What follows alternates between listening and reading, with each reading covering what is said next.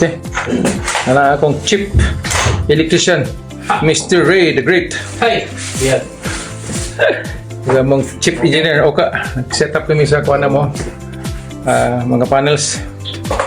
Okay. Hindi na po si Maria Luisa nga installation.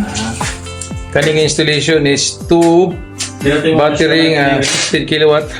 Nya 12 watt ang iyang kilowatt ang iyang inverter. 15%. Lee inverter nya Dynes nga battery duha.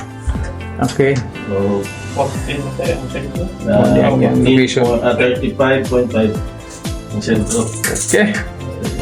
Okay. Nya kana gutangan ginamo dag mga nakalinsa gina siya. Put some lenser para straight ka. It looks good even at the top of the roof, no? Rapper din ta, rapper. All the Rapper. foot railing. Si rubber na nay, butangan na mo rubber na nga mo mga kuha na there, oh. Just to make sure lang nga kung ginawa leaking. Kaya mo man na siya i-press man nato niya and then bulka seal din ta. Okay? Para double gyud lagi. Let me see, Ray. Be, nara. Nara.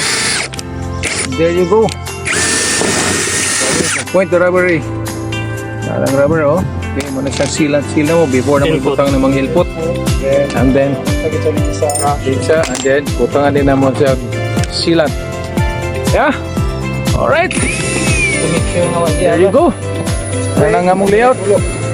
Doon na may allowance din sa kuan para mag-cleaning. Doon na mga about 1 meter ang allowance sa roof. Dako pa nilang roof. Here also decided on this side. Okay. Good. Okay. Woo.